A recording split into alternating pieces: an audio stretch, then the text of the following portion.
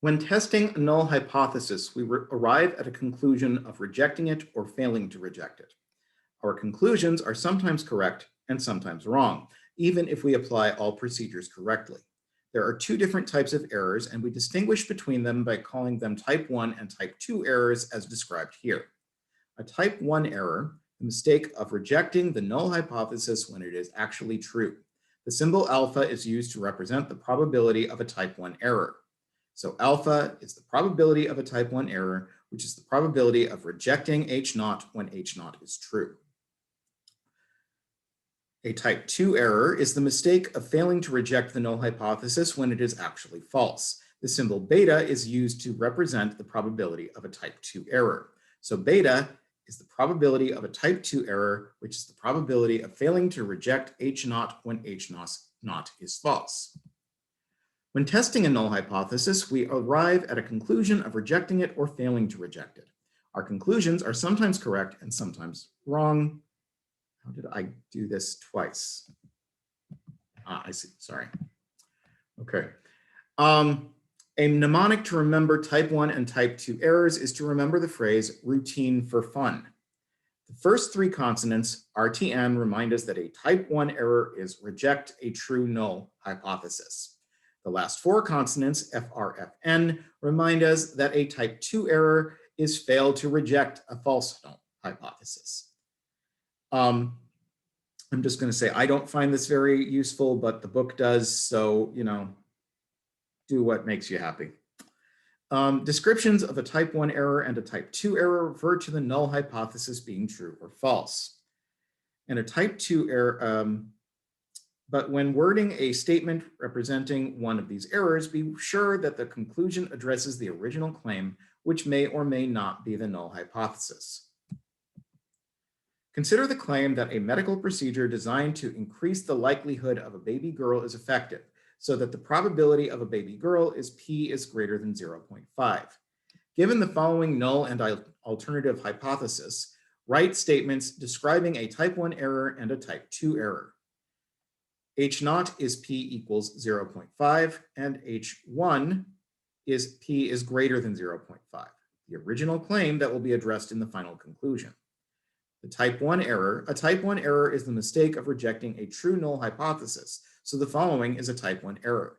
In reality, P equals 0.5, but sample evidence leads us to conclude that P is greater than 0.5. A type 2 error is the mistake of failing to reject the null hypothesis when it is false, so the following is a type 2 error. In reality, P is greater than 0.5, but we fail to support that conclusion. Step 4 in our standard procedure for testing hypotheses is to select a significance level alpha, which is the probability of a type 1 error.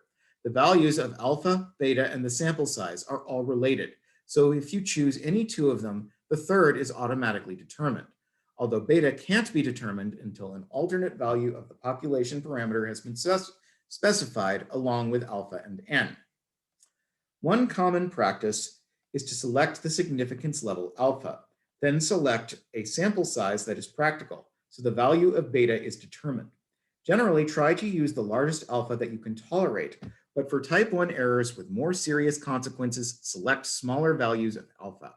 Then choose a sample size n as large as is reasonable, based on considerations of time, cost, and other relevant factors.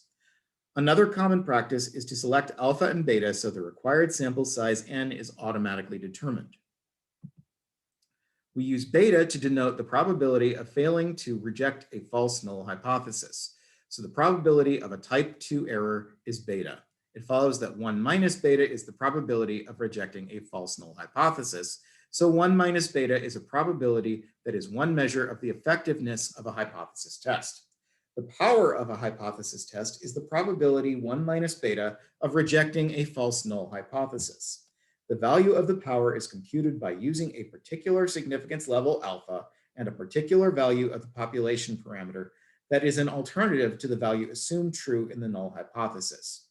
Because determination of power requires a particular value that is an alternative to the value assumed in the null hypothesis, a hypothesis test can have many different values of power depending on the particular values of the population parameter chosen as alternatives to the null hypothesis. Consider these preliminary results from the XSort method of gender selection. There were 13 girls among the 14 babies born to couples using the XSort method. If we want to test the claim that girls are more likely, p is greater than 0.5, with the XSort method, we have the following null and alternative hypotheses.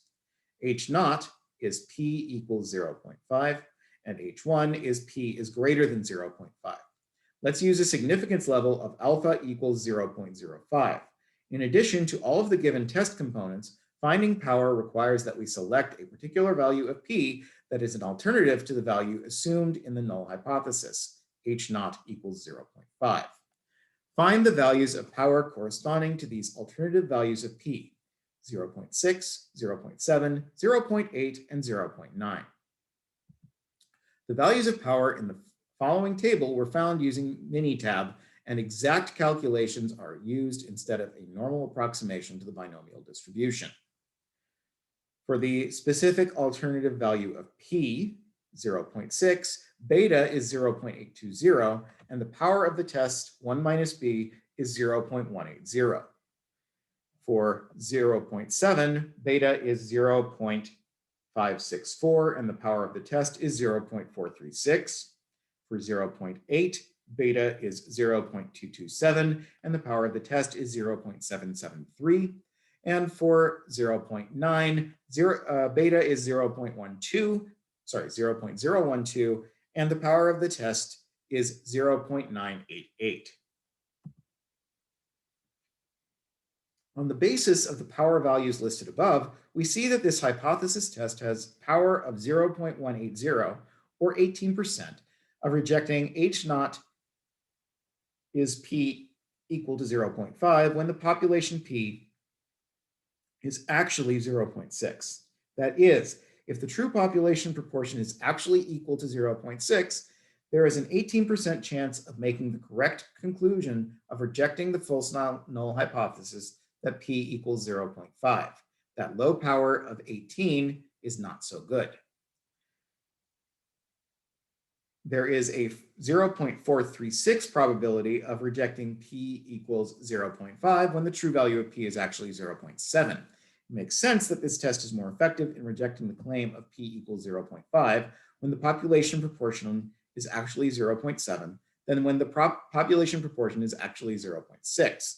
In general, increasing the difference between the assumed parameter value and the actual parameter value results in an increase in power as shown in the table.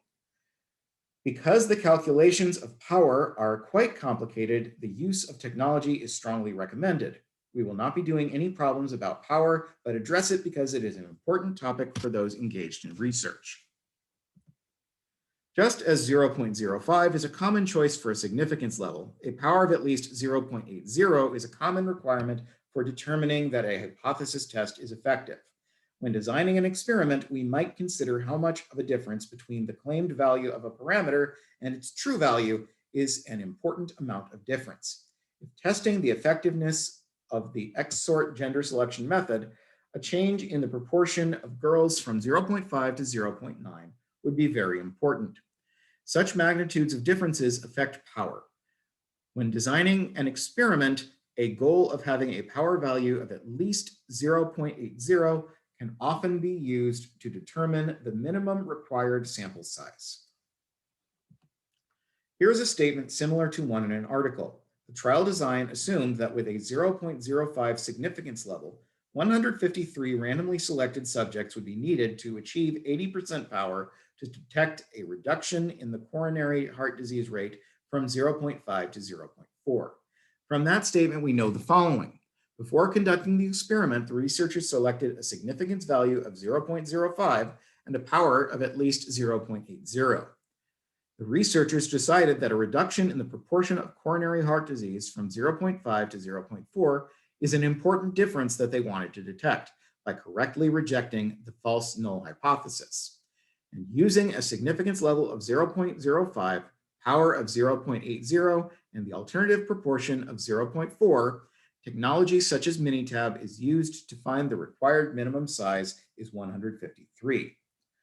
The researchers can then proceed by obtaining a sample of at least 153 randomly selected subjects. Because of factors such as dropout rates, the researchers are likely to need somewhat more than 153 subjects.